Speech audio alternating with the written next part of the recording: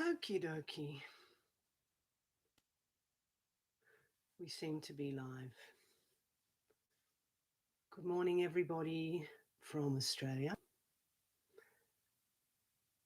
It was hard for me to hit the go live button this morning, as for some reason I just wanted to keep sitting in silence and I didn't want to have to talk. But Judy called, and I'm glad to be here with you all. And I hope you're all well. You may hear I'm a little bit blocked up, just getting over a cold for some reason. I think going out in the the cold breeze over the ocean. But anyway, it's only been a couple of days, a little bit sniffly, a little bit blocked up. But I wonder if you notice when you do feel unwell, the different impacts that can have on the mind. Sometimes the mind, when we're got a cold or we're sick or even more seriously sick, the mind can be a bit ratty. But other times it can just it's a good gift just to reflect on the impermanence of this body, the fact that it's always subject to old age, sickness, decay, and death. So it can actually be quite. Well, I found last night when I was meditating and then just going to bed how quiet the mind was. Probably because the energy gets a little bit low in the body too, but just creates a sense of more quietude, more stillness in the mind. So there's some benefits to getting sick every now and then. Of course, if we're dealing with chronic sickness, terminal sickness, although we're all terminally ill, we're all in the same boat here, dealing with the terminal illness of birth and aging. But when we really are faced with irrefutable evidence, that can be such a powerful wake up as well. So they're just a couple of reflections while we're waiting on the session on where I'm at the moment. Just a bit lower energy, and because of that, just a little bit quieter internally, externally. And I can't keep up with all these comments, but I think most of them are saying, "Hey, how you going? Doing good?" I'll get there later, and we'll take the questions later. And the other thing just to mention, because a couple of people wrote to ask, and I thought I'd just mention it now, because I won't be with you again for another 6 weeks, but I might ask Ayajatindria to remind people, because she mentioned that we're doing a weekend retreat in November in our neck of the woods, which is in far south coast of New South Wales. So if you're in Australia on the east coast, it's not that far to come for a weekend from Sydney. And it's not that far actually from Melbourne. So last year we did have people from Sydney and Melbourne drive up for the weekend. But the other option we're offering is a Zoom. People can join the retreat for the weekend via Zoom. But in terms of time zones, to actually join it live, we check this out. And I think the west coast of the USA, that would work pretty good. It's the time from, say, what's the first sit, 6 a.m. till 8 p.m. could almost work okay with the west coast of USA timing. Parts of Southeast Asia are fine, like I think Malaysia, Japan, so you can join live. I think Europe, unfortunately, Europe and the UK is not so good. Parts of Africa, not bad. And New Zealand's fine, of course. So, Australia's being 10, 11 hours ahead of so many parts of the world, except for Southeast Asia, makes it difficult. So, but anyway, you can check it out on our website with the link if you want to book with the Zoom. That takes you to the DrogMe website, because we don't handle any of the bookings. But if you did want to join via Zoom, or if you want to attend, obviously, those details are on our website. I think it's the 17th of November. And then there may be an option, I'm not sure how worthwhile it would be, but they'll probably record it. And then there could be an option to just kind of do your own retreat with it. Why not? Why not? Technology, you just imagine you're there. Hopefully the technology works, and so on. All right. So yeah, there's lots of people here from all over the globe, which is always really lovely and amazing, isn't it? And I know this time's not brilliant for Europe, so good on you people from Ireland and Holland for being here. You're probably getting ready for bed. And Robert and Sharon have put in the actual dates. Very nice. Kamala Sheila, that's right. Tibetan Buddhist Center in Tilba Tilba. So thanks, Robert, for putting that up. And yeah, just go to the Viveka Hermitage website and you can find the link there if you're interested to do Zoom or come live. It's an amazing place.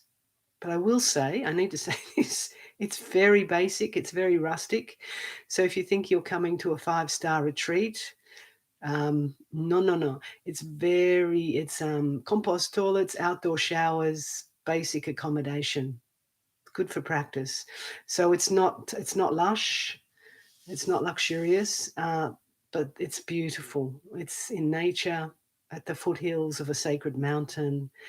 And the Gompa, the meditation hall, is beautiful, and the food's wonderful. So it's all good, but it's not luxury. So we say to people, if they need luxury, if they need a single room with all the mod cons, there's plenty of Airbnbs around if you can afford it.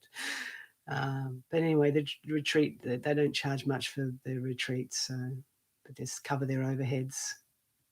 And we don't charge money, of course, as monastics. Okie dokie.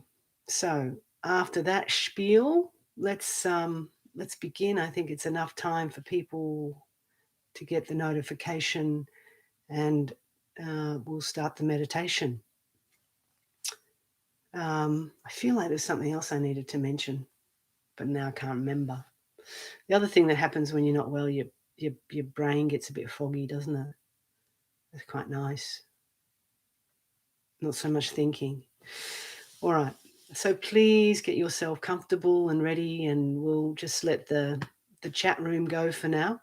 If you can just keep your fingers off the keyboard and hold your questions until the end of the session, the meditation, and sit comfortably. And I thought today, rather than stare at my sniffly face, I'm going to put my bell on. My bell. Remember my bell? As an object to focus on. Okie dokie. So you should be able to see that, and I can still see the chat in case there's any issues. Okay. And if you're not used to these meditation sessions, sometimes I stop talking. So don't panic. I'm still here. I'm just allowing some silence. Okay? And it's an opportunity when I stop talking for you to really just settle into your own experience. Okay, so please settle down wherever you are, taking a comfortable seated position, cross-legged on the floor if you can manage it, or comfortably on a chair. Or if you're not well, you might be lying down listening to this guided meditation. And that's just fine too. Just be kind to your body. Don't push your body if you're unwell and feeling weak. Just bring kindness into your body.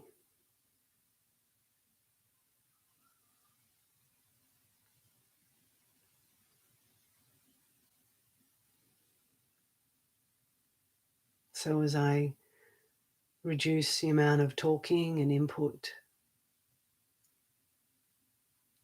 it's an opportunity to notice that all-pervading silence in which my voice arises and ceases.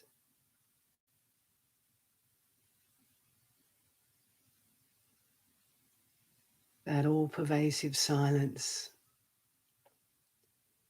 that contains all the sounds,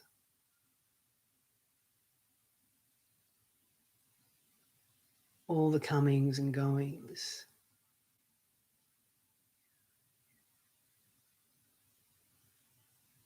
And it welcomes us to settle into physical stillness.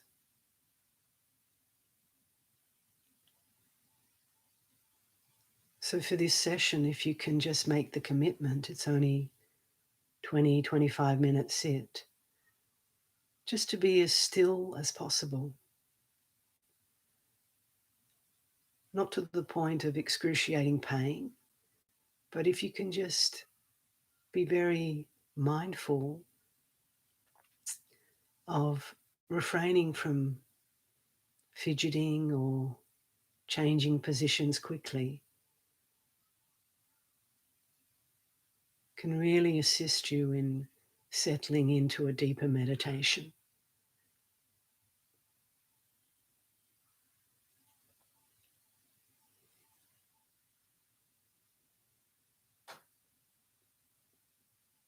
And as we settle, noticing the stillness, but allowing the sounds to still come and go.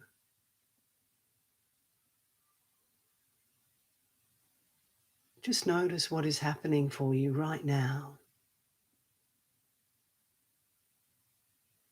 physically, emotionally,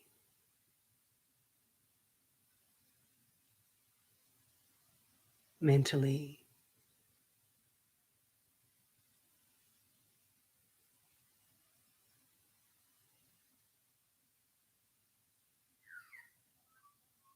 But bringing an attitude of just openness and inquiry, not one of harshness where you want to judge yourself and say, oh my God, I'm just thinking, or I feel just an emotional wreck. Notice if that attitude's present, but try to develop the more witness attitude of kindness as well. Just noticing, observing, and not judging.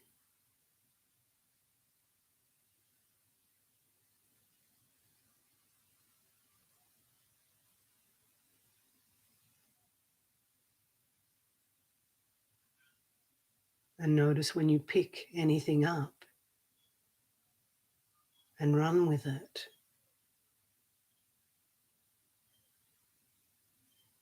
In that moment of noticing that, generally it will dissipate. So don't worry if the thought runs. Watch, no, be aware, and the thought stops running.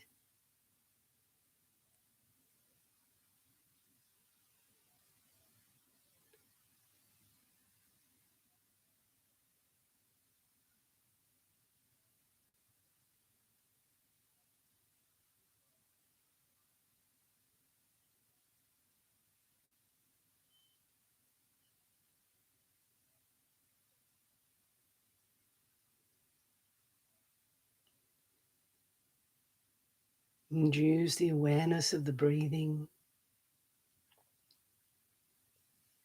to bring you more and more into quietude, inner peace.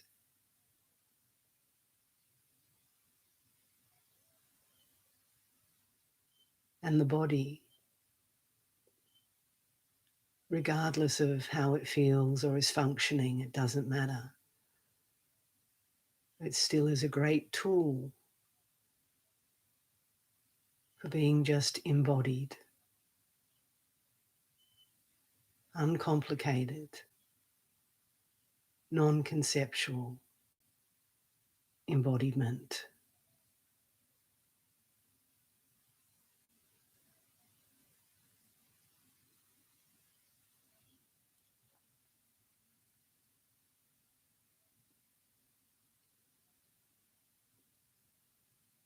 The more we can just stay embodied and aware of bodily phenomena, particularly at the beginning of the meditation, the more this will help enter into a more non-conceptual frame of being.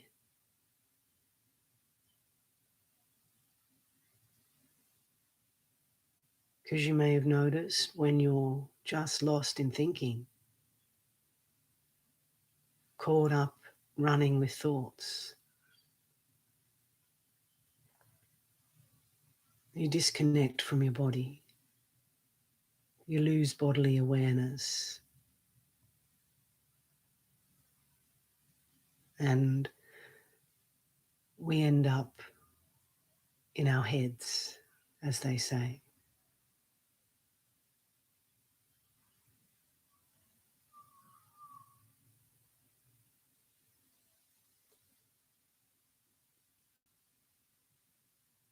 So just get to understand this very process within yourself and how it works.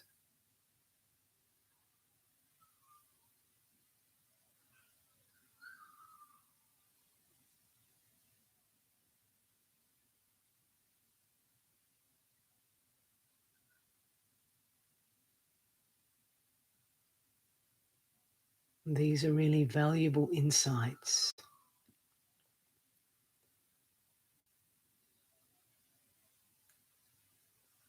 deepening our understanding.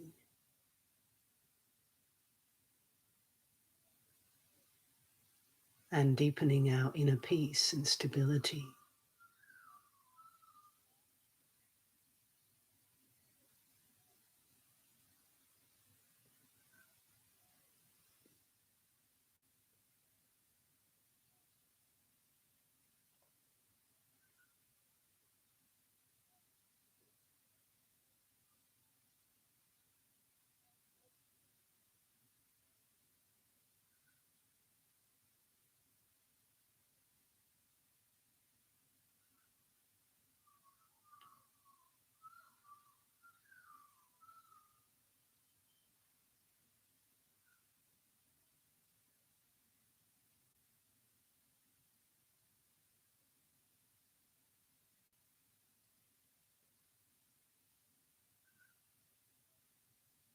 And as you strengthen that position of just being the quiet witness, you can notice how thoughts just flow by constantly, like an ever-flowing stream.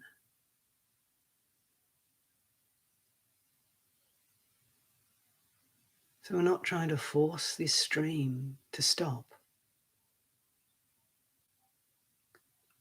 because if you do, you're likely just to strengthen it or repress it for a while and then feel very tense.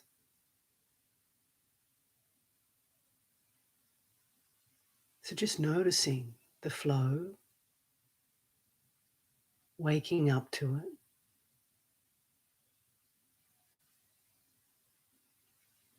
it just peters out, one stream, a new stream,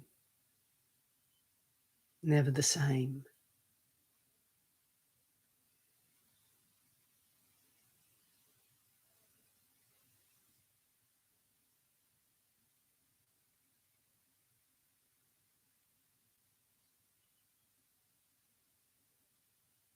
Just witnessing.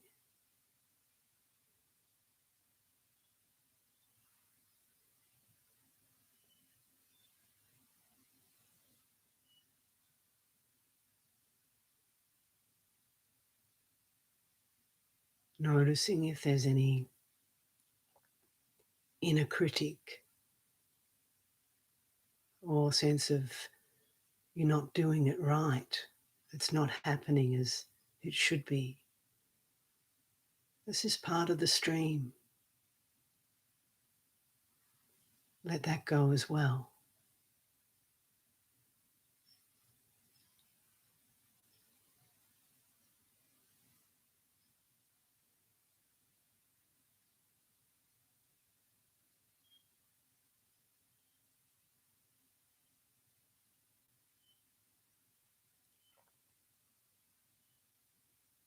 A useful analogy to bear in mind is like you become like an old man or an old woman, just watching children play.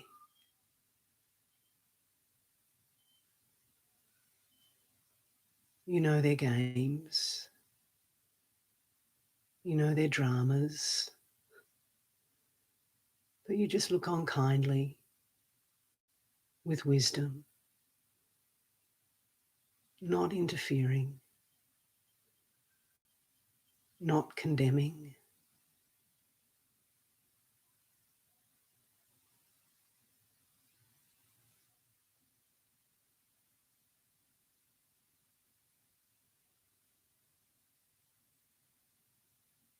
Our minds are just like children.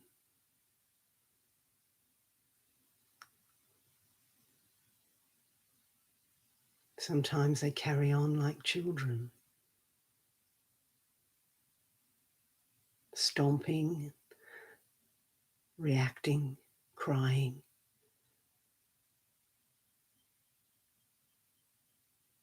When it doesn't get its own way. And sometimes joyfully playing and being carefree.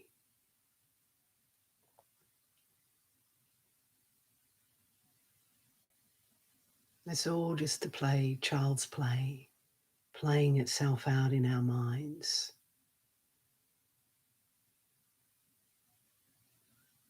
So let it go.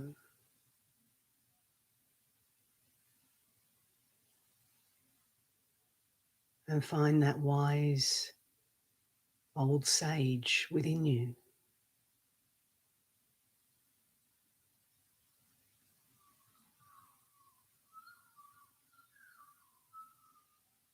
That doesn't identify with any of this carry on.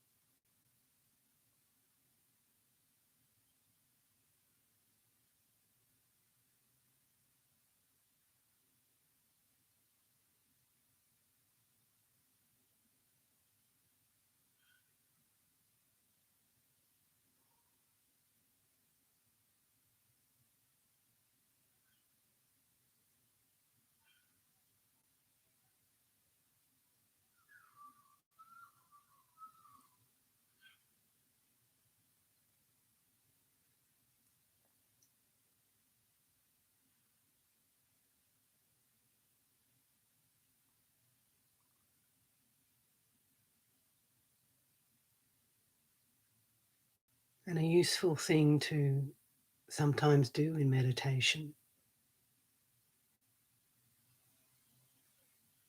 when you feel a little lost or confused is simply to turn your attention and to look or to search within for the thinker itself.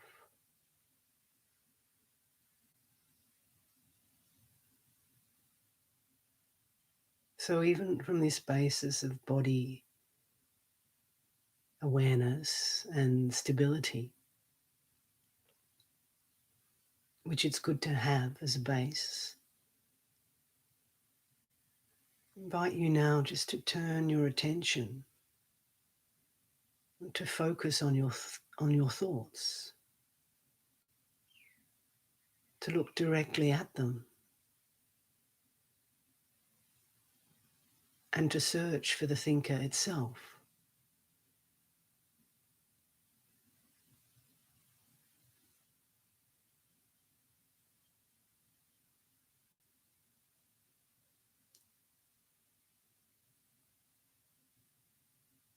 Can you find an independent thinker who's thinking all these thoughts?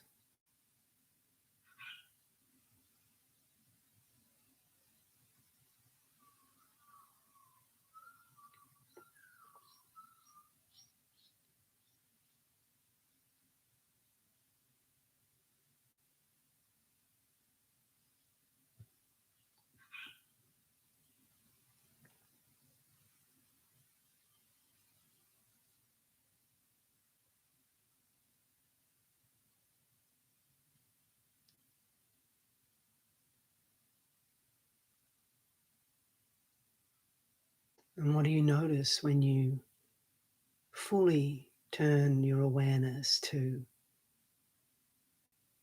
watching each thought as it arises?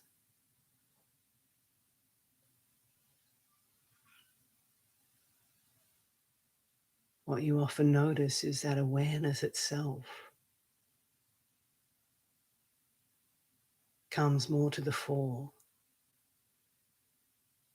and thoughts aren't able just to run away and come like a thief, stealing your attention, stealing your peace.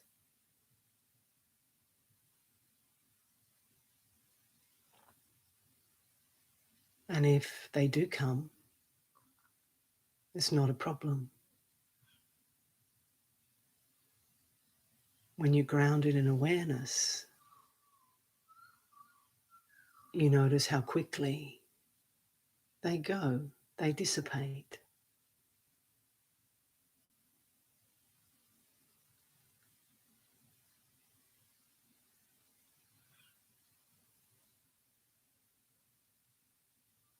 And you can investigate their very nature.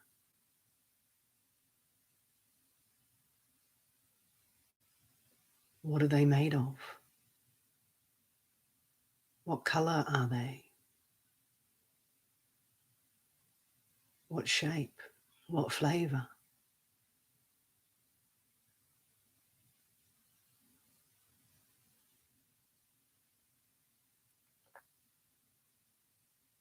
How would you even describe a thought?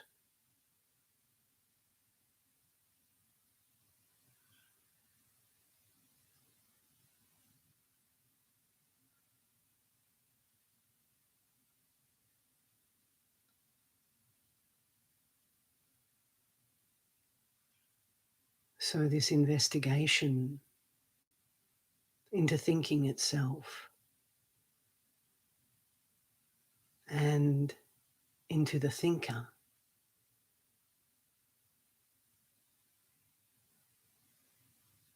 reveals just how flimsy the whole process is, how substanceless, how formless it is.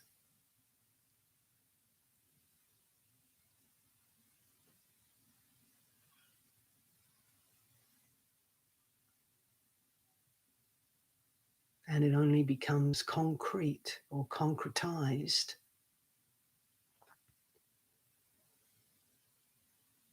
when we give them power, by thinking that they're real, they're me, they're solid, and they're true.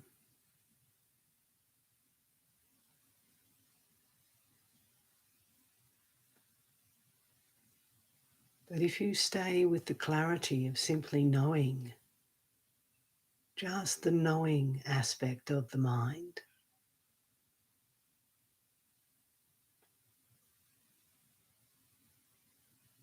what happens to the power of those thoughts, or that identity as a thinker?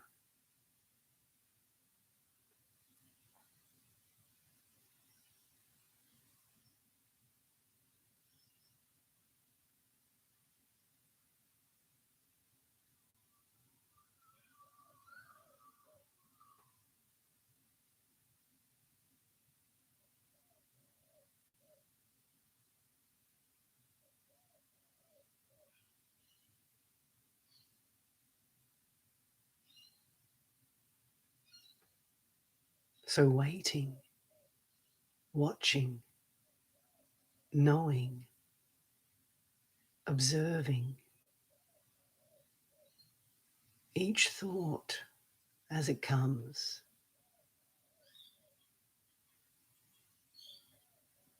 and staying fully present and aware. It doesn't have a chance to fool us.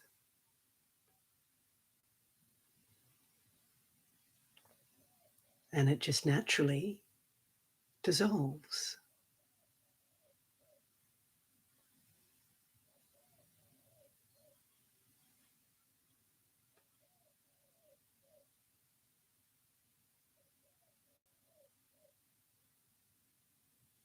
But when we lose our mindfulness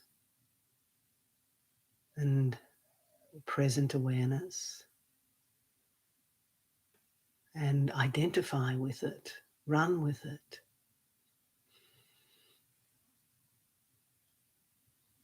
and that's how we say that samsara continues.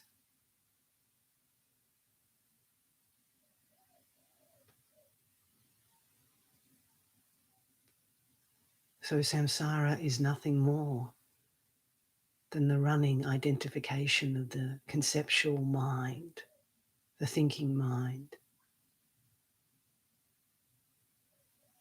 which creates separation, identity, reactivity, and is rooted in ignorance.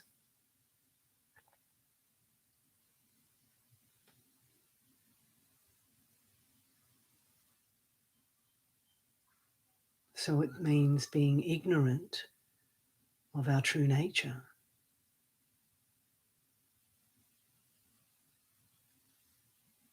which is simply this open, aware,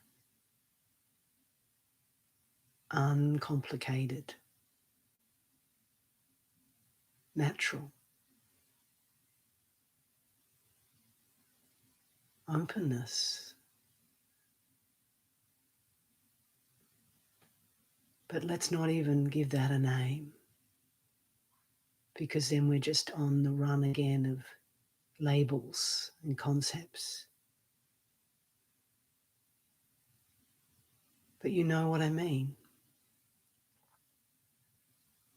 without me even having to use words, or without yourself having to use words within. It's just simply being.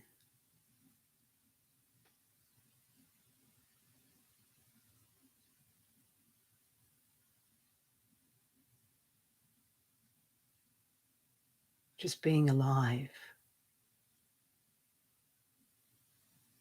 without any labels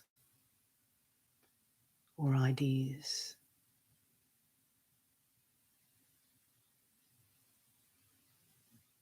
In this moment,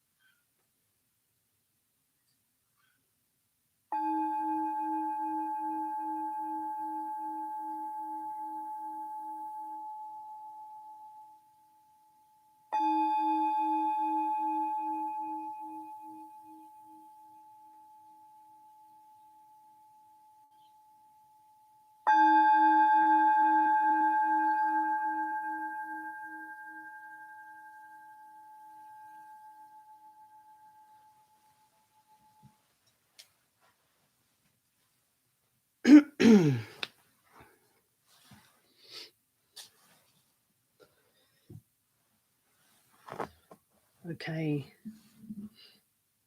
let's come back. And if there's any questions arising from that meditation, happy to try and answer them. And I hope it was helpful. And so just to say, if you're someone who's a real thinker, well, we all are at times, but if you find you feel like it's often a real problem, obstacle in your meditation,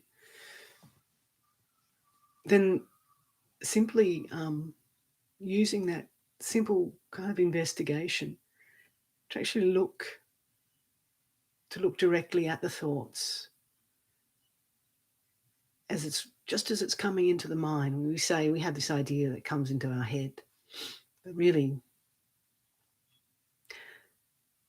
it's this kind of a perception. But where, even if we look closely at that, we notice thoughts don't really come into the head.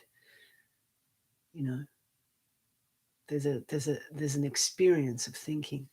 So just to turn the attention to looking at the thoughts directly, and for the thinker itself,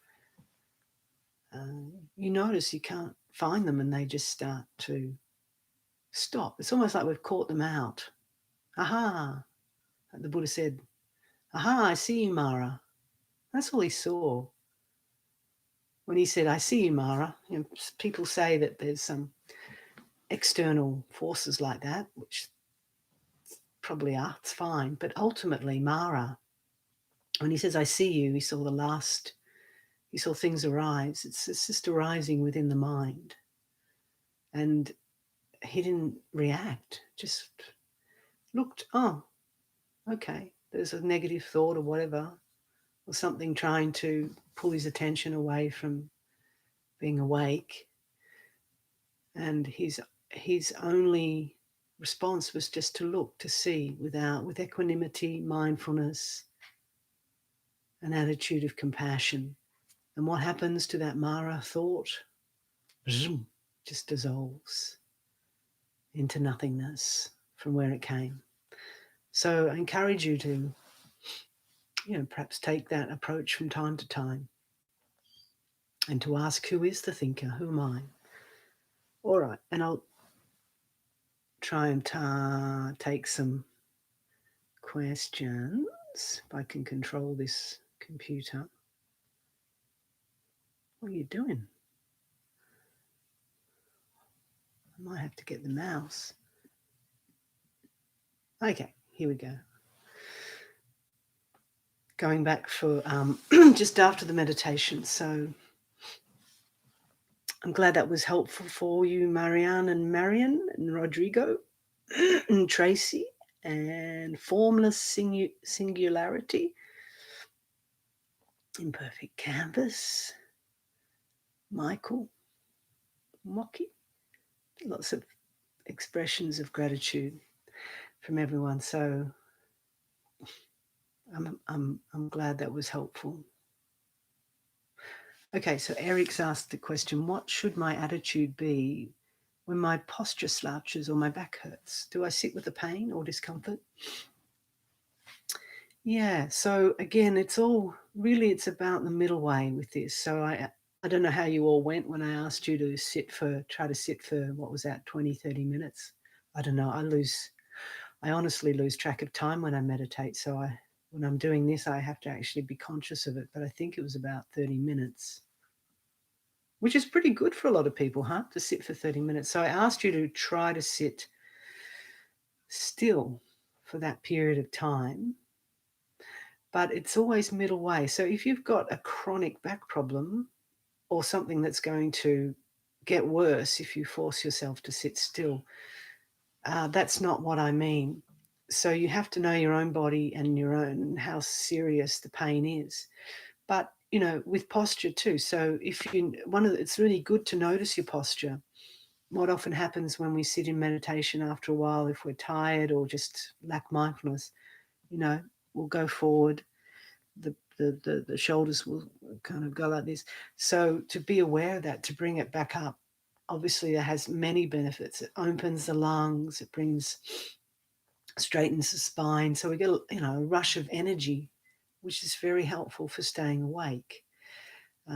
Because when it's quiet, we're not doing anything, often the mind says, oh, it's time to go to sleep. And, sleep can be a real problem for people in meditation, just nodding off. And again, if you're really tired, that's fine. Just lie down and go to sleep. So your attitude, Eric, you're asking, what should your attitude be? Your attitude has to be based in wisdom. Okay, so if it's just a matter of slouching, just try to gently, mindfully bring it back up, upright, not stiff. And again, with an attitude of kindness. Oh, okay, I'm slouching, I'm nodding off. Just kindly bring awareness and mindfulness to it. If your back hurts and it's just, bodies ache. That's the thing. Having a body is painful.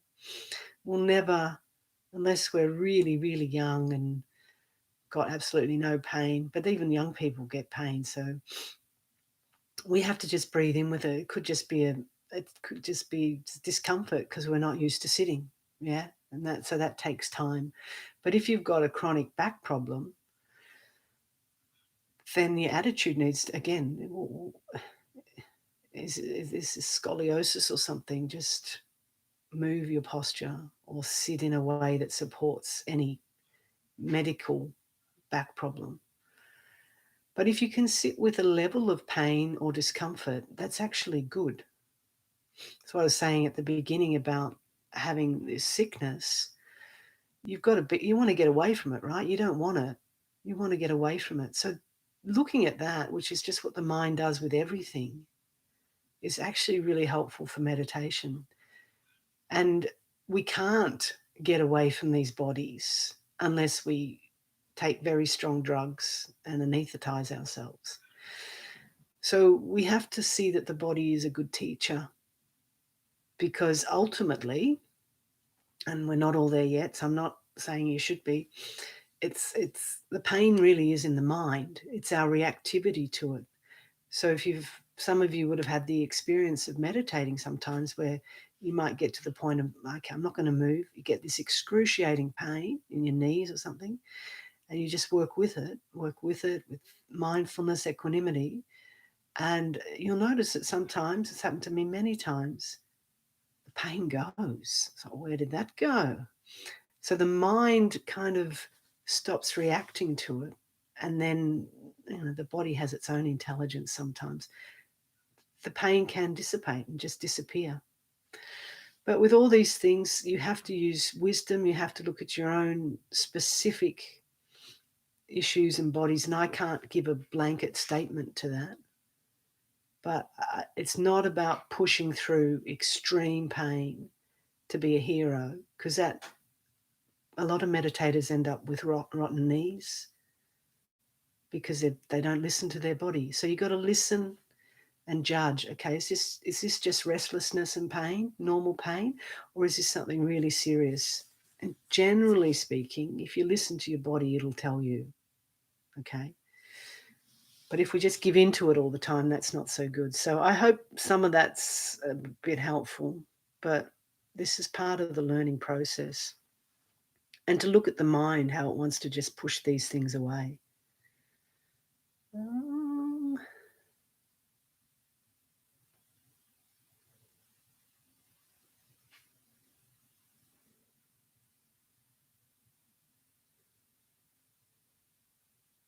Sorry.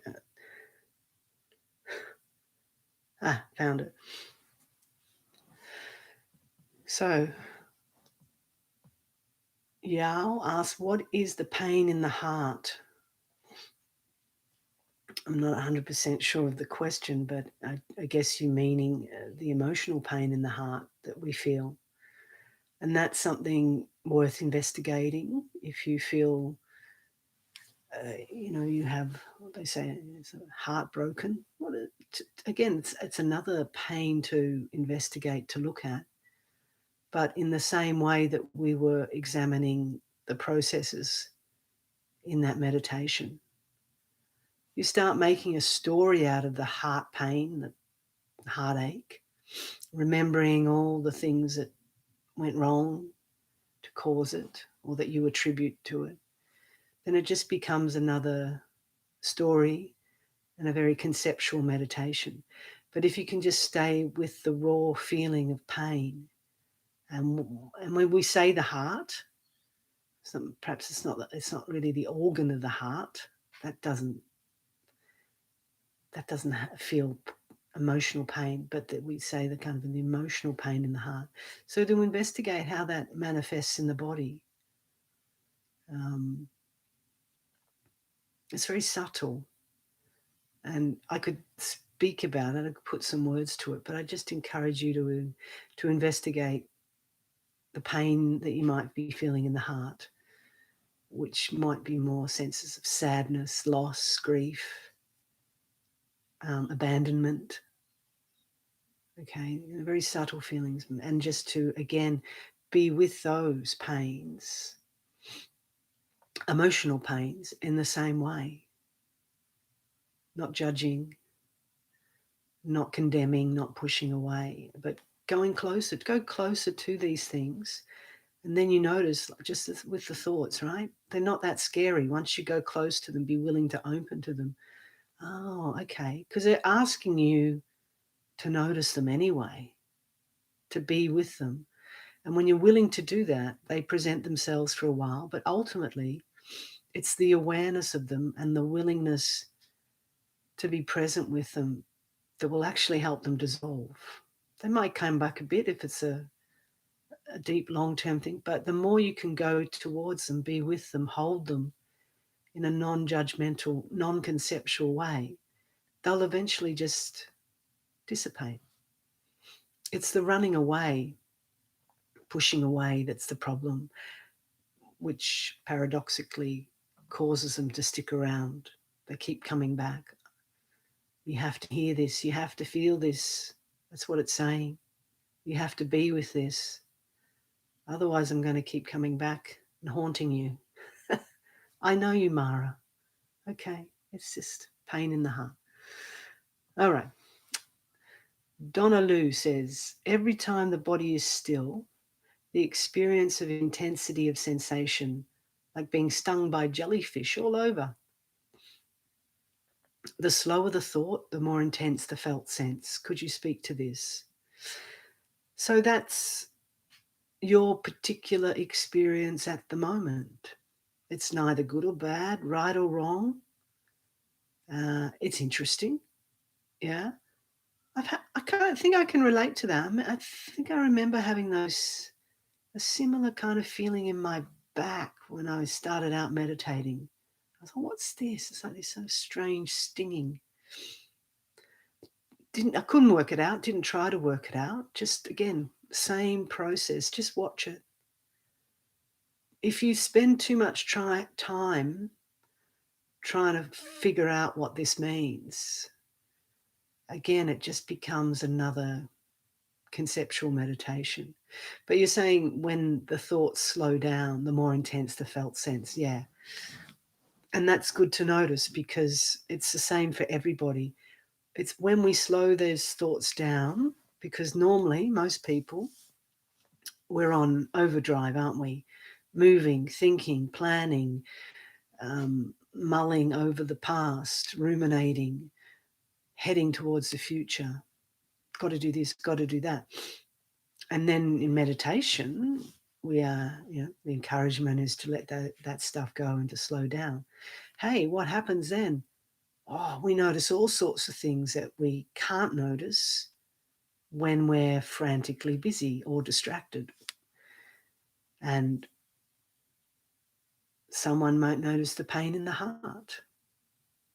You'll notice these strange sensations. Others might know pain that they'd never felt before, or emotions come up. It's, oh God, what's this? Or really negative thoughts come up. You think, oh, what's this? This meditation's terrible. But it's meant to happen. All you're doing is clearing. You're like clearing the muck and the busyness to see what's there. And I can guarantee you most of us don't like to look when we first start out, you know?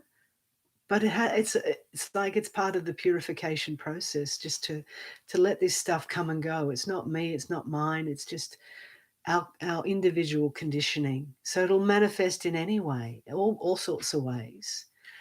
And it's natural that this will happen when we bring stillness and awareness. So it's a good sign. And the encouragement is simply to learn to be wise and learn how to be with it, rather than say, meditation's rubbish. I can't do meditation because all I do is think. It's like, yeah, you're going to have to just work with that for a while and learn how to work with it. Or I just feel uncomfortable in the body. Yeah. So therefore, I'm not going to do it. I'm just going to continue my busy life. So all of that stuff, again, like I said before, it'll just get buried and it'll come out in different ways, because it's screaming to be heard, to be felt. It's not that it has a separate agency. It's not as kind of, but it'll come out in sickness. It'll come out in relationship dynamics, mental health problems, blah, blah, blah. So this is what happens. And the more we can just learn how to sit and be and see how things come and go, the more we just clear out. And then that's why people say, I've been meditating for a few years. I've changed dramatically. I feel so much lighter. So you have got to stick with this. Well, they say no pain, no gain. But I don't mean that in the stupid sense of the word. But it's true. You've got to be prepared to face some of these things, but with kindness, not with, well, I'm a hero, I'm going to push through these and things. So Matt's asked me why I became a nun. Probably a bit too much of an in-depth question to answer here. I don't know. The short answer is I don't know. Really, I don't know. But I guess I like simplicity. And obviously my commitment is to understand the Dharma in its depth. And this particular form seems to work for me. But, I could say so many things, and some of those, it's sort of right but not true, true but not right. Sorry, Matt, if that just seems like a cop-out. How to stay in awareness effortlessly. Well, I think you've got to, at the beginning, there's a bit of effort involved. It can't just be effortless. I mean, that's the ideal, and that's also at one level true. But we have to apply right effort. And if you're thinking about right effort, which is probably effortless effort, it means just to be relaxed and just keep going with patience. Patience is the key here. You're not always going to get it right, but that's our judgment anyway. So things happen. They don't go the way we want them to go.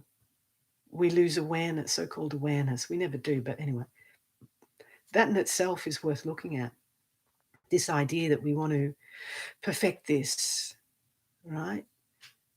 And to let go of those ideals of perfection and everything is going to be exactly as they describe it in the textbooks. It never is. So just to be willing to go through life and to be open to whatever happens. And we're learning step by step how to stay, how to be mindful, how to bring wisdom to it. And the more we can just do that in a relaxed way without getting uptight or wanting to control everything, the more it becomes effortless. Yeah. So effortless doesn't mean perfect. in the way that we often define perfection in our culture. I would say effortless is more easygoing. Okay. Sometimes we're not aware. That's okay. Sometimes we say the wrong things, do the wrong things. That's okay. We'll try better next time. Not that we excuse our behavior. If we do see something really unskillful, you'll get the ramifications of that anyway. But, don't beat yourself up. Keep going, keep trying, and then you'll be effortless. So Lady Pause had a pause in her hands. Her hands disappeared. Oh my goodness.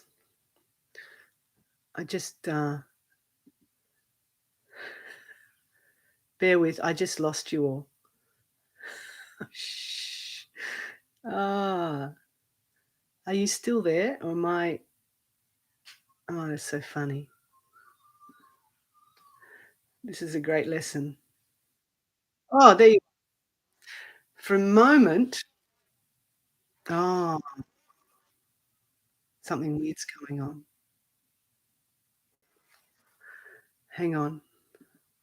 My So am I still here? Because I'm completely Oh, you're here. I'm completely out of sync with myself. It's hilarious. Okay, I'm just gonna keep speaking even though I've got a delay. Okay, sorry about that. We've got this new computer. Has its pros and cons. You might notice that the picture's clearer, but I'm still learning how to navigate. Okay, so that's a good example of, things not going right just because I touched a button that I wasn't supposed to touch. Okay, but anyway, as long as I'm still here, I'll keep going, huh? Man, okay, going back to the questions. So it's a challenge for you all to be patient. Okay, so lady pause, that's what I was up to. Her hands paused and disappeared. Yeah, so all sorts of things can happen. The video can disappear when you're giving YouTube, but I am still going. All right. Can I please elaborate on the 3 kayas in Dzogchen? I can't elaborate because it would take too long. So I would suggest, Alex, that you um, just go onto Google, onto Buddhi Wiki Buddhi, is it? Buddha Dharma Wiki, and look it up. The 3 kayas of the Nirmanakaya, the Sambhogakaya, and the Dharmakaya. There's way too much to talk about on those, and it's not really the right, context because it's not. I'm not a Dzogchen teacher, and yeah, we're not. You get it. Go look it up. That's what Buddha Google. Okay. So, in your opinion, this life that we live,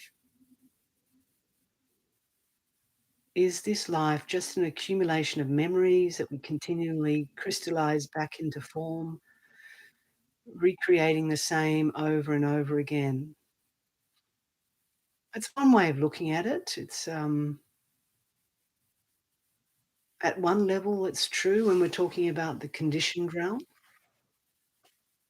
and that's what meditation's about, is looking at that process of how we concretize thoughts and memories into a self and create a sense of solidity of this body mind, of this world, of this separation. So yeah, at one level that's true.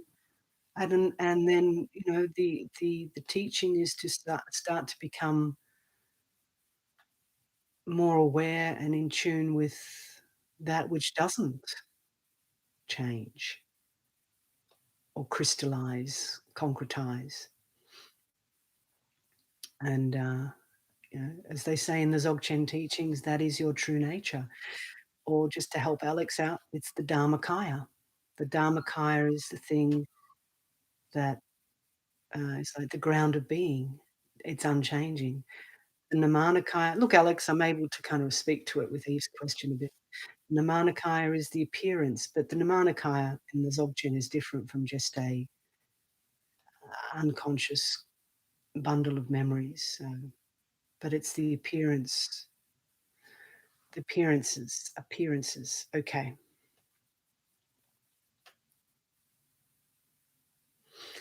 So Jordan's asked, although I know the instructions were to sit and be still, I work for UPS and am delivering packages, so I listened and practiced as I was working. Oh, that's all right. That's all right. That's good. As long as it didn't kind of make you too relaxed as you were driving and driving to the back of a truck. Heather says, are thoughts, not feelings, being resisted about concepts of locking down concepts of self others? Are thoughts, not feelings, being resisted about are thoughts not feelings? I have to keep reading this to try and make sense of it. Are thoughts, not feelings, being resisted about concepts of locking down concepts? I'm lost. Heather, I'm lost with the question. It feels like a barrier trying to protect opening to these concepts we habitually make and judge. I think what you're trying to say is a thoughts, the feelings that we have resisting concepts. I don't know what you are. I'm sorry. You might have to rewrite that question, but I'm going to say yes. Jenny, my thoughts are often like sour pickles. Sour pickles. Ugh. Actually, I'm going to make some pickles. What are some of your thoughts on singularity? I seem to be working on that word lately. Oh, I don't have any thoughts on singularity. So I'm lucky. Singularity. Well, I think you need to go beyond the thought of singularity to the embodied experience of singularity, which is like a unification of mind, and let go of the thought of it, and just what does singularity feel like as an experience, as a state of presence? And then your sour pickles can just dissolve in the singularity. What is the best book I would recommend for meditation? More for the technical aspect, breathing, mantra, sound healing. Thank you. The best book? I don't know. The suttas, actually. For the technical aspect, Anapanasati, go and read the Maha Satipatthana Sutta, if you want more technical than that, spoken by the Buddha, and the teaching on Anapanasati. Um, but I've read the Satipatthana on my channel, which you can find in the Theravadan playlist, and it's very method method. What's the word? Methodical. There you go. The suttas. So Lady Paw's stomach pain disappeared. That's good. And Len said that went quick. That's good. Yeah, that's good, Len. I'm glad that you feel peace now, and I'm glad that it. Yeah, that's what can happen when we really drop into a meditation, let go of thoughts. You know, I tell you, like, it was 30 minutes. It felt like 5 minutes to me too, even though I was the one talking. But that's what can happen when we really let go of the thinking mind. This this perception of time changes. And if you've ever done longer retreats, you know that, you know, the days can just the perception of time shifts so much. Sometimes it feels like it disappears, sometimes it just feels really openly spacious, like, yeah, it's just perception. So Silver Golden Blitzen says, "I am unfortunately an emotional wreck. It was very easy once to meditate, but now it's really hard. How to do it when you're really down? To watch all emotions also like thoughts?" Yeah, it's the same thing. I guess it's again, it's about shifting the attitude for whatever reason you're feeling emotionally racked, and of course it's hard to sit and meditate when you feel like that. Sometimes you don't have to sit and meditate. Go for a walk, if you're really in a lot of emotional distress, trying to think, "Oh, I must sit and meditate," it's just kind of can be, not always, depend but it can feel like just another burden you're placing on yourself that feels already vulnerable. So, in those times, don't I'm not sure where you're at, but if you're thinking like, "Oh, I can't meditate now, I've lost that practice and I'm a failure in that area," notice that's just another emotional thing you're compounding on your already hurt self. So then go for a walk in nature and just notice the emotions as you're walking slowly. If you can do it by yourself and just tune in to that and let nature help you heal and let go. Or, other things like having a massage to move through some of the stuck bodily pain that might be there. And then try and sit, but do it really gently.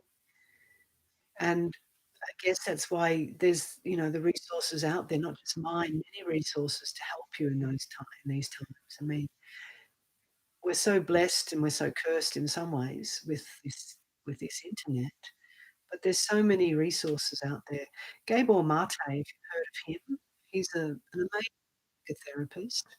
He comes from a bit of a Buddhist informed background. Um, he doesn't so much have practices, but he has a lot of insights that he offers into trauma and how to work with stuff. And then, of course, the guided meditations are here to help you when you find it difficult just to sit down and meditate by yourself and to give you those supports.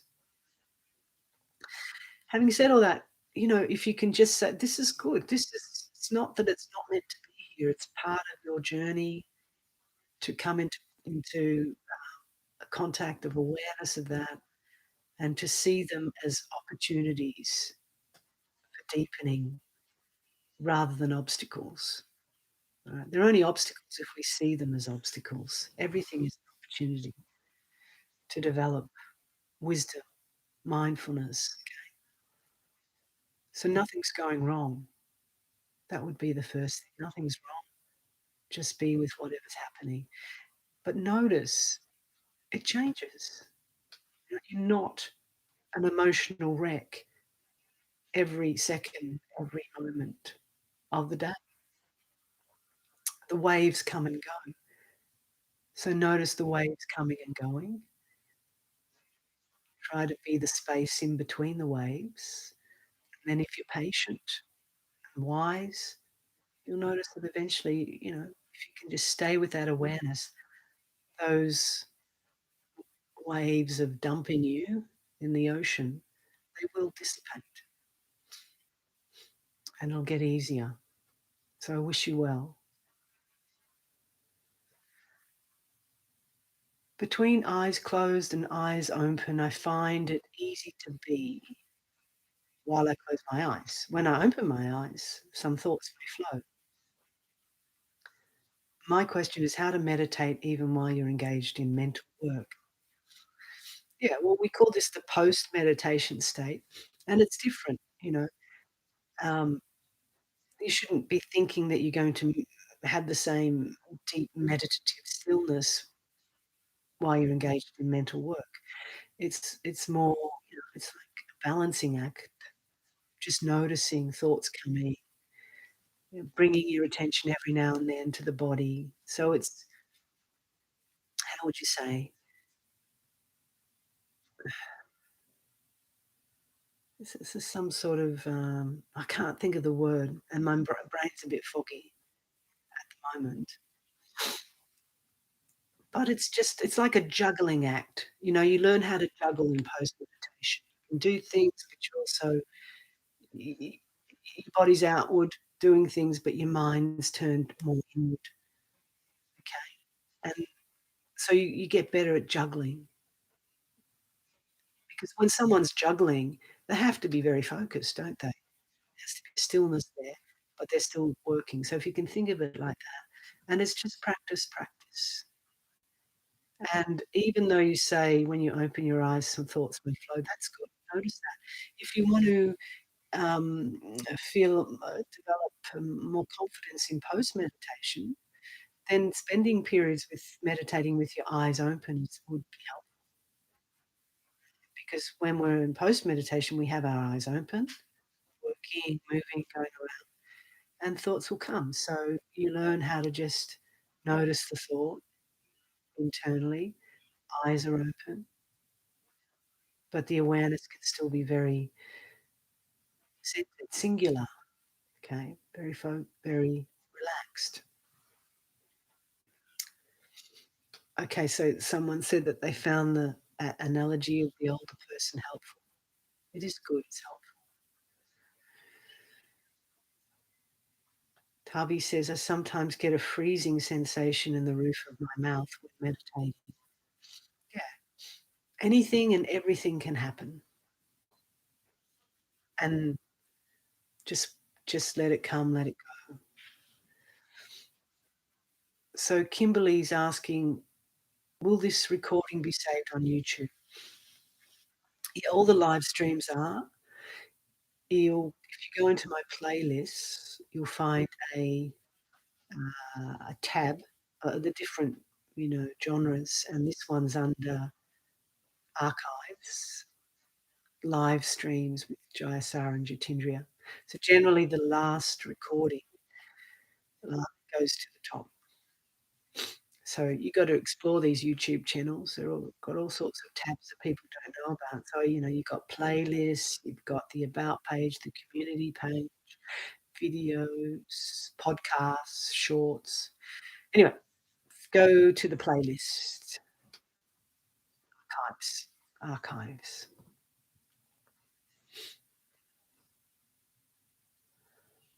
So another question about how did I decide on the path of becoming a nun, my path?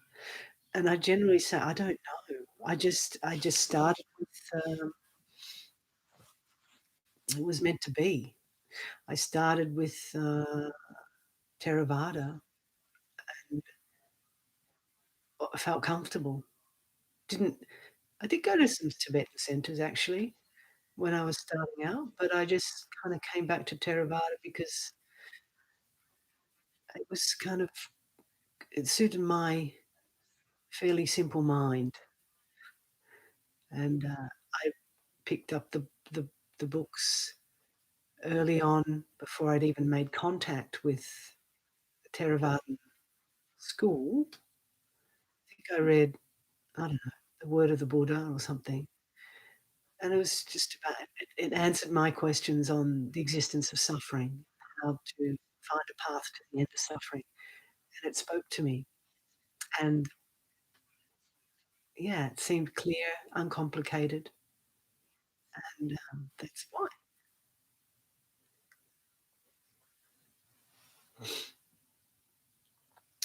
So, someone's asking, "Very good guided meditation today. Could you describe about space to be aware and consciousness is not in the body?"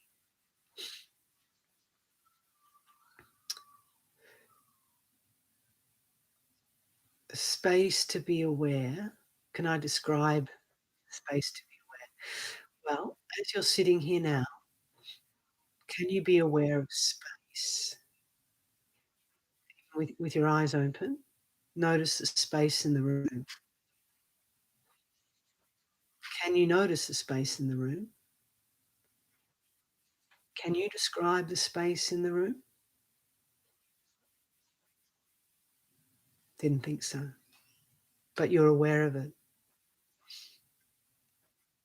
Okay, similarly with consciousness, are you conscious? Are you aware of consciousness? And by that, I don't necessarily mean a thought. That is a thought is a mental impression. So when there's a space between the thoughts, when you stop thinking right now,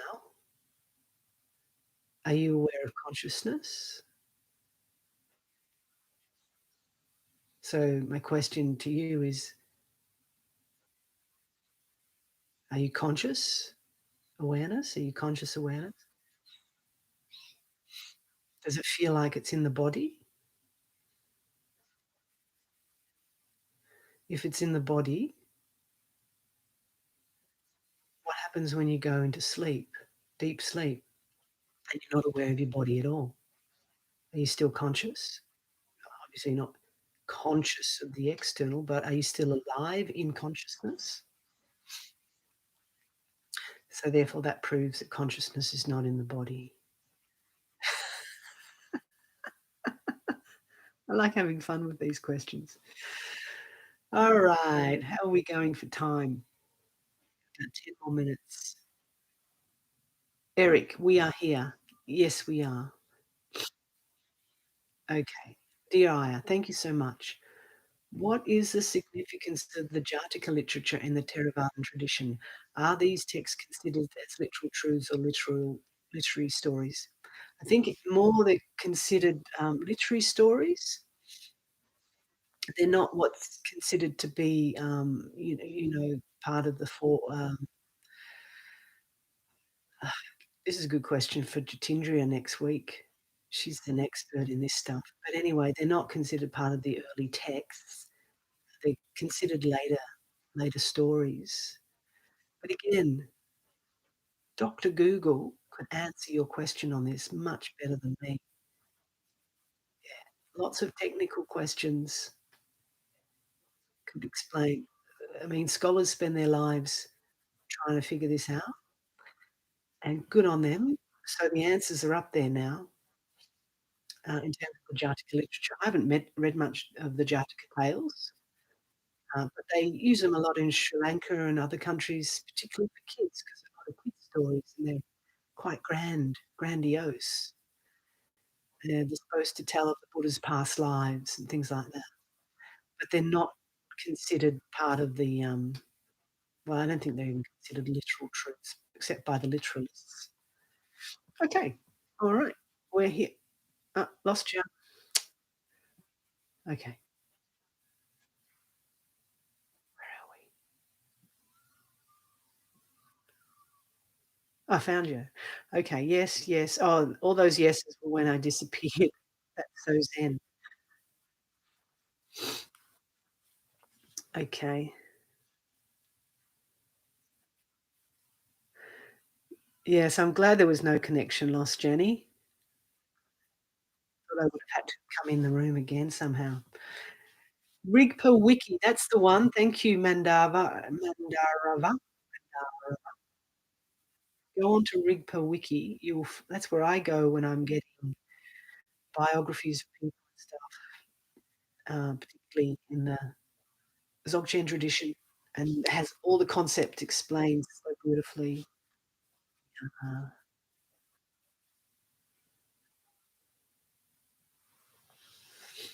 so, regarding Maharishi, Ramana, how can I know I am God, but not saying I'm?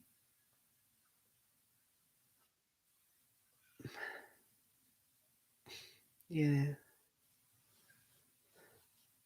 just by not saying anything, just by being quiet and letting go of even the concept of God. It's just another concept. Nice concept, but what does it really mean? And that's what Ramana would always ask people to do. Be quiet. Oh, in the Bible, be still, quiet. and know that I am God. Not me, not this little personality. It's full of ego, belief, and pride, clever, clever ideas, but that which goes beyond them all. So when the Bible says, "Be still and know that I am God," it's not me. I'm not God.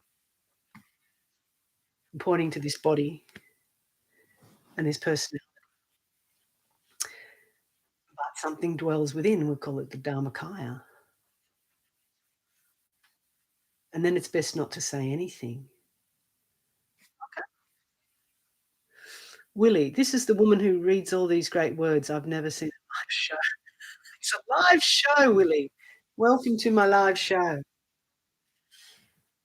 do anything. I just sit here answering questions. I used to be able to juggle. I could do some juggling, but I'm probably not supposed to as a nun. Okay. Do you meditate?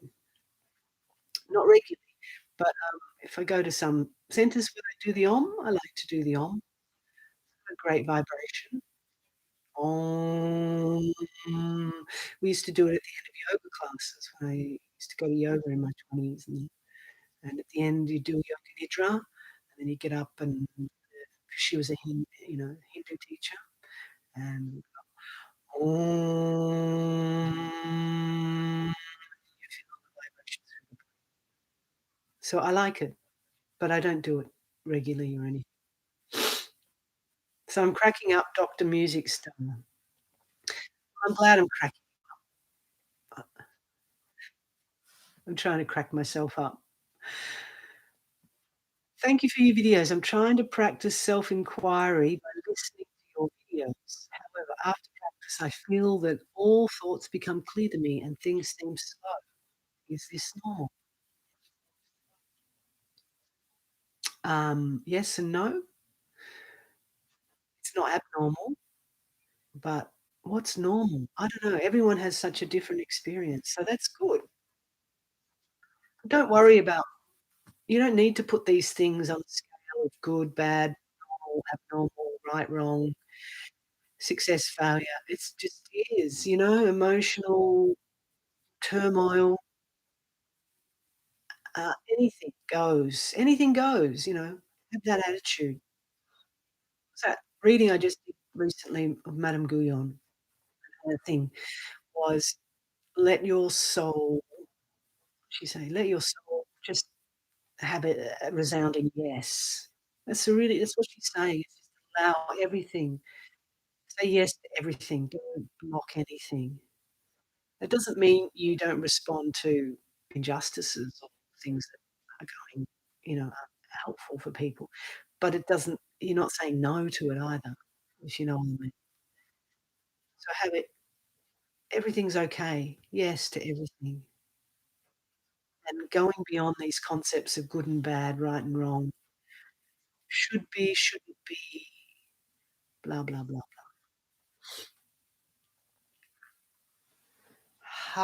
Harpreet Singh, self is timeless, sister.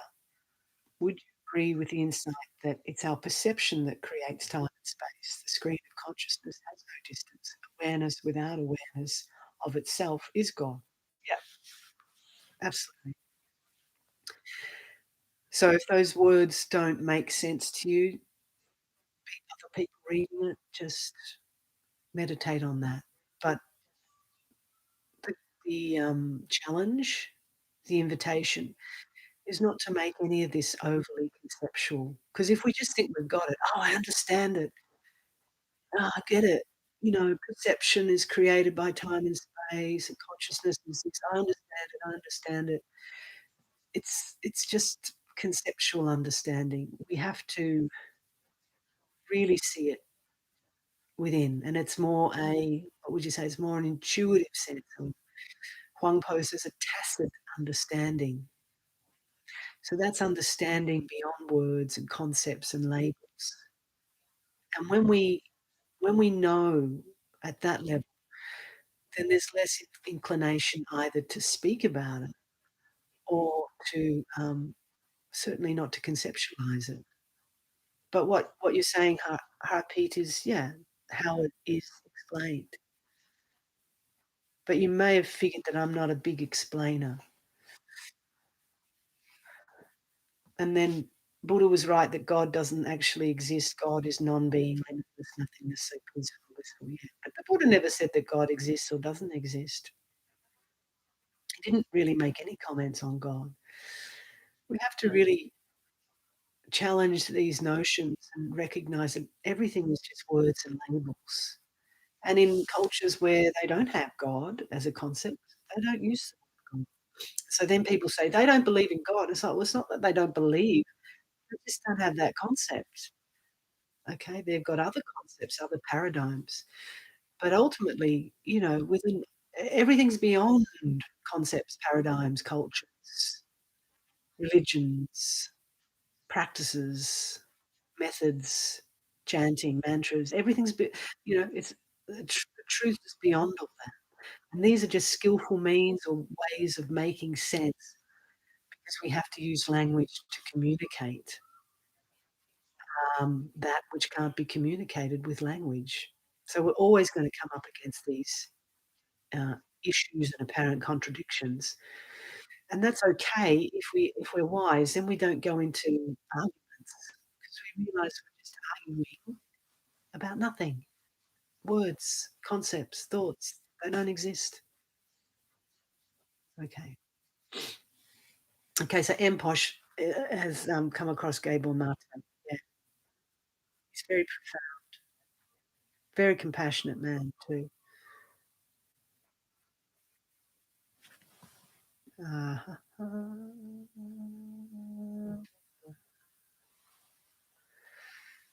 can waking up with a silent mind that is temporary cause a backlash of a very noisy mind if the practice of mindfulness is discontinued, or just in general? I'm just gonna have to read that again. Can waking up with a silent mind that is temporary cause a backlash of a very noisy mind? I think I understand what you're saying. So as we wake up in the morning, our mind is generally coming up from sleep or dreams. Our conceptual mind is normally a little quieter, and then what we might notice is that then it all starts up. "Oh, I've gotta do this, I've gotta do that." Or we started things. I'm not sure I'd call it a backlash, 'cause that implies that, something's out to get you. It's just the conditioning, the conditioned mind rearing up, because when the day begins, there's often a sense of, "Gotta do stuff." And, you can't even really say that mindfulness is discontinued because mindfulness is always there. Even if you think you're not being I mean, if you're not mindful, you'll just walk into walls and collapse in a heap. So we've always got mindfulness. It's just about bringing right mindfulness. All right? So we notice the mind's noisy. The right mindfulness is, this is the way it is. It's the noisy mind. Not judging, not condemning, not trying to control it, just noticing the noisy mind. And if it's in that right mindfulness, that little noisy mind will probably run away because you've seen it, okay? But if you've got wrong mindfulness and you go, "Oh, mind's noisy, I'm hopeless at meditation. Look at it, it's all over the place," then you're just kind of, you know, pounding the problem, aren't you? So mindfulness and wisdom always has to go together in Buddha Dharma. It's what the Buddha called sati sampajanya, mindfulness with wisdom, because there's many mindful people out there, but they don't have much wisdom. But they're very good at making money, being great athletes, uh, excellent shooters in war. That all takes mindfulness and concentration, but it's not right mindfulness. It's unskillful, or it's just leading to more and more of a sense of self. So right mindfulness is looking, and it has an element of concentration, or it should, in it, but the wisdom aspect of mindfulness is what's most important, knowing the nature of the world, the nature of this body and mind, and we develop wisdom slowly, okay? Often through mistakes. That's how we get insights.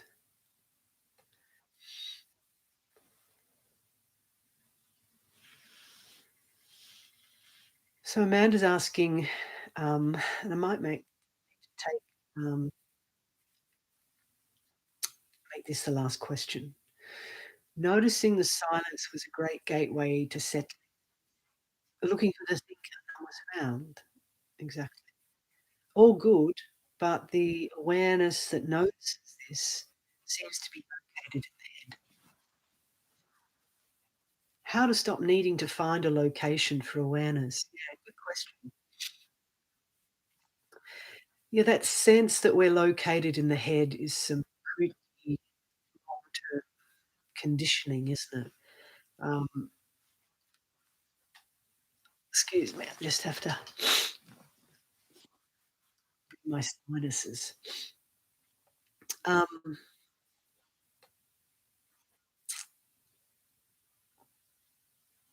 it's interesting to investigate that, this idea. Thoughts are in the head. I mean, there's certainly things shooting off in the brain when we think. Things get fired. So it seems that there's this sort of central place where we think.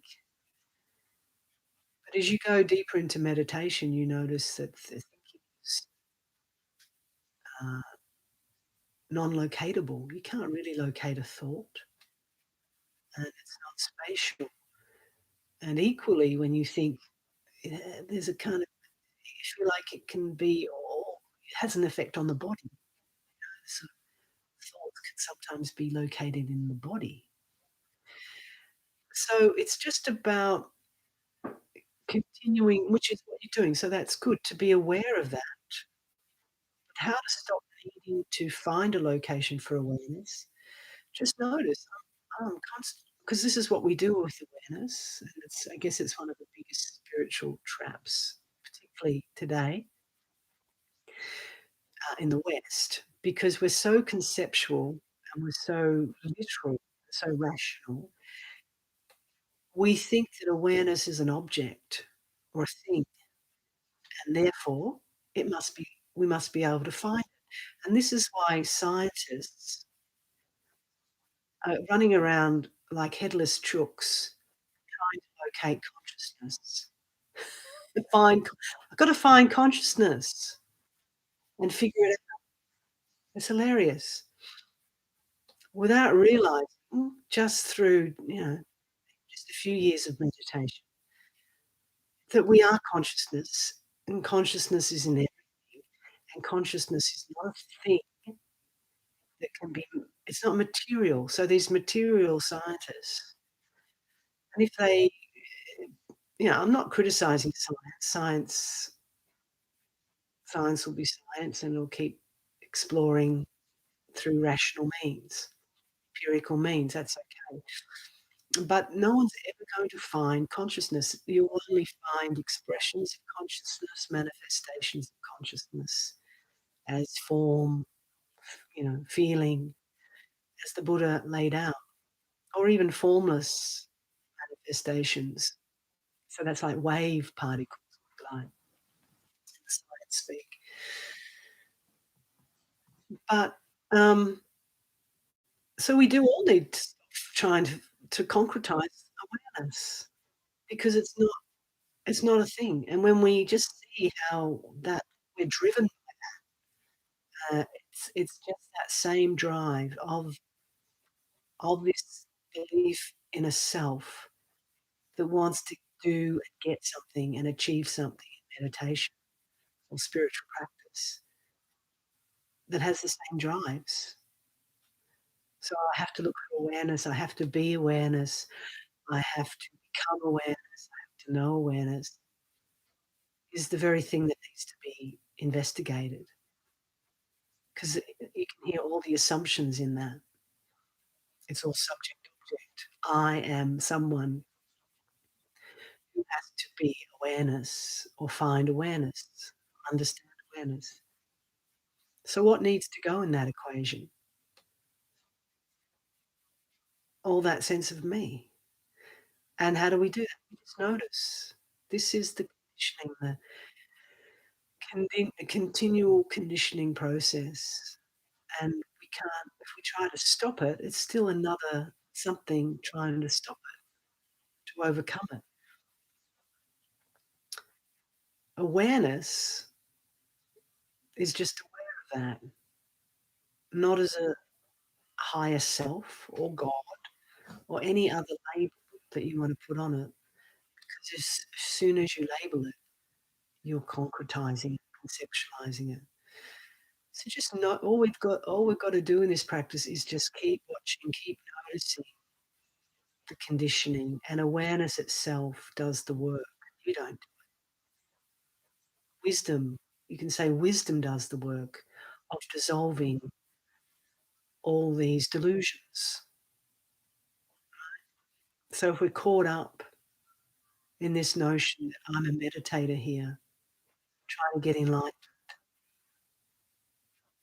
trying to have an enlightenment experience or improve my meditation, it's the same old, same old. So we just look at that. Oh, okay, there's that me again, striving. And what is this me? It's just a composition of perceptions and so on, and very, very conditioned patterns. So just keep looking at, well, you just say that keep looking at the ignorance. And even when you have wonderful experiences, bliss, clarity, and non-thought or love, you've got to be really careful when that happens, because that me will come and go, oh my God, I'm so spiritual. And that was the best experience. And I must be so advanced. Now, how to get it back? And then people get stuck. That was the best experience. Therefore, I'm going to keep reliving it in my mind, keep identifying with it, because that means I'm an advanced meditator. And then I'm going to keep hoping for it to come back again. Right? So there's so many ways we can kid ourselves to look at ourselves. That's why sometimes just plain old boring pain and, can be quite helpful. Keeps us grounded. Just, you know, we don't want it, so we just have to be with it, look at it, and we can wake up from that. All right, folks. Well, I'm going to leave it there, and I hope that session was helpful. What was it? It's called to 9 here now, so I kind of reached the end of my capacity, I think. I mean, I could go on, but I'll leave it there. And wish you all well. And in the next fortnight, Ayurveda teacher will be here, I think, with a standard one next week, and then the Buddha Dharma series after that.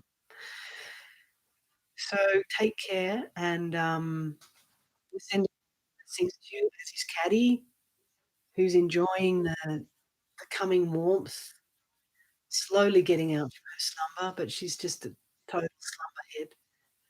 But she is 22, so we forgive her for being so lazy. And yeah, so we're sending all our good wishes to you, and I'll see you, I think that was September, October, I think. Anyway, we'll notify you. Take care and be well wherever you are. Oh, now I've got to figure out how to